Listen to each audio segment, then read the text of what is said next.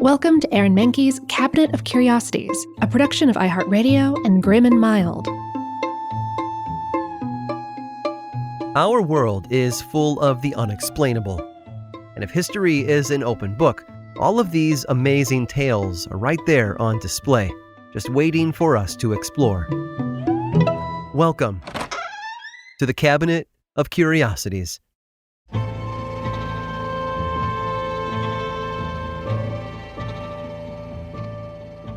If there's one thing that I love, it's stories about cryptids. Bigfoot, Mothman, the Loch Ness Monster. These creatures are more than just legends. They're archetypes that have persisted throughout time, the culmination of centuries of folklore. Even if you don't believe there's actually a Bigfoot scampering around the Pacific Northwest, you can't deny that his image, the half-ape, half-man creeping through the forest, is culturally significant.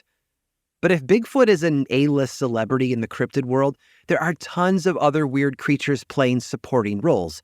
The Yeti, the Chupacabra, the Jersey Devil, and one you've probably never heard of, the Squonk. According to legend, the Squonk is native to the hemlock forests of Pennsylvania. Unlike many fearsome folkloric creatures, the Squonk poses no threat to humanity. It's small, slow, and remarkably dumb.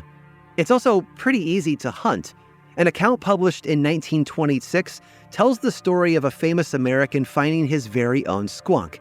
As the story goes, Paul Bunyan and his men were in a Pennsylvania forest chopping down timber when they heard, and I quote, "queer wailing some distance away." Curious, they followed the sound. Eventually, they noticed a trail on the ground, a wet, salty residue left behind by something. The noise and the trail led those loggers to a little den in the woods, built out of dirt and leaves. They peered inside and found, I'm sorry to say, a creature that can only be described as utterly repulsive.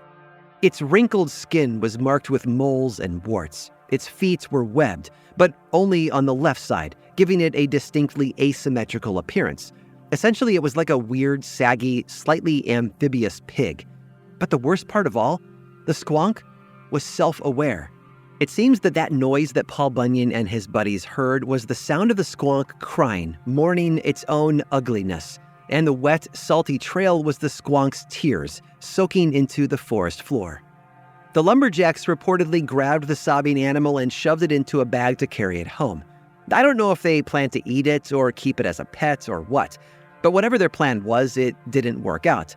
The next time they opened up the bag, the Squonk was gone, reduced to a puddle of salt water. It had cried so hard that it simply dissolved into nothing. Now, if you're anything like me, you have two thoughts right now. First, poor Squonk, poor ugly little Squonk. And second, this whole thing is kind of relatable. Like when life is a little too much to handle, who doesn't want to just burrow into the dirt and sob themselves out of existence? Ultimately, though, the Squonk is like any other cryptid. It's a story with zero proof. But it feels different to me than the Bigfoots, Mothmen, and Nessies of the world. So many creatures in folklore arise out of fear.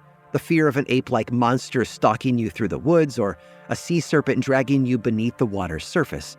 But the Squonk is sympathetic. It's gentle. It's so ugly that it's almost cute. As strange as it sounds, I honestly find the Squonk sort of charming. And I'm not the only one. Although the cryptid was first recorded in 1910, it's recently been the subject of some pop culture coverage.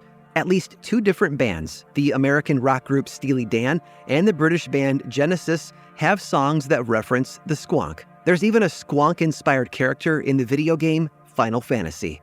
So listen, if the story of the Squonk teaches us anything, it's that you can be fascinating and legendary no matter what you look like. And also, if you ever need to escape a tough situation, try crying really, really hard.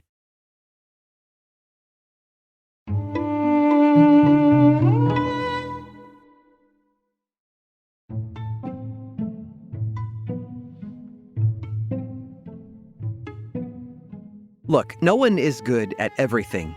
While there are people who are skilled in multiple disciplines and possess knowledge across many fields, the truth is that most of us are only adept at one or two things. Someone might be a talented artist or a skilled engineer, but that doesn't stop us from learning new skills or developing new passions.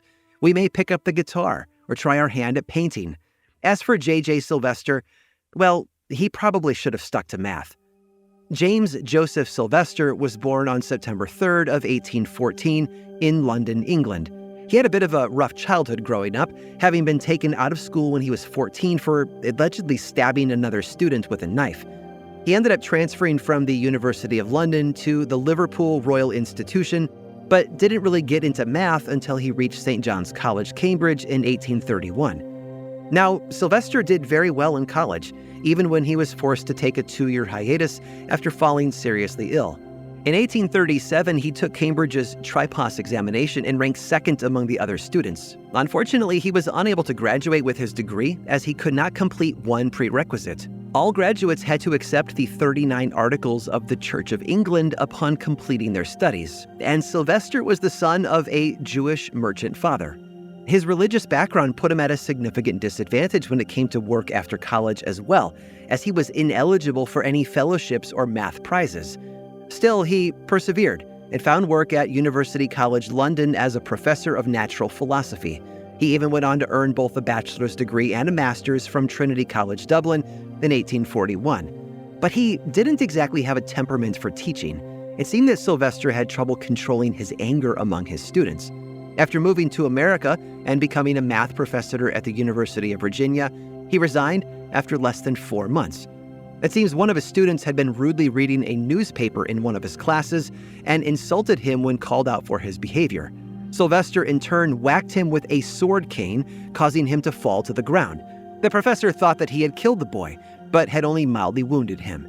Except he didn't resign in disgrace, and nor did the school force him to leave. Sylvester quit because he didn't feel the university's administration had disciplined the student harshly enough. And so JJ sailed home to England, where he became an actuary at the Equity and Law Life Assurance Society. Around the same time, he met another mathematician named Arthur Cayley, and the pair developed several important mathematical theories over the course of their partnership. By the time Sylvester died in 1897 at the age of 82, he had accomplished much. He'd returned to teaching. He'd become a noted math scholar and intellectual, and he knew how to swing a stick well enough to make it hurt. But one thing that he was not remembered for was his poetry. You see, JJ loved poetry. It was a passion of his and had been all his life. He often read books of poetry in other languages, such as French and Greek, and then translated them into English. He also incorporated poetic quotes into his mathematical essays for a bit of artistic flair. But he didn't just read the stuff, Sylvester also wrote it. He once printed a book of his own composition called Spring's Debut, a town idyll in which every line rhymed with the word in. And there was also his poem Rosalind, a 400-piece magnum opus in which every line rhymed with that name, Rosalind. In fact, here's just a sample. Fairest, oh, of lily kind, perfect pearl and priceless find, pure as poet's milk-white hind, spirit from all dross refined, hearts to ravish, heavens designed. And it goes on like that for another 395 lines. Sylvester once read Rosalind for the members of Baltimore's Peabody Institute, but not before he gave everyone in attendance a thorough education on the work. He read them every footnote to avoid having to stop to read and explain the context, and then began reciting the poem. There was just one problem. Almost nobody had stuck around to hear it. He'd actually taken an hour and a half to get through all the footnotes, and by the time he got to the actual piece, most of the attendees had already walked out. I guess the idea of a mathematician writing poetry just didn't add up. I hope you've enjoyed today's guided tour of the Cabinet of Curiosities.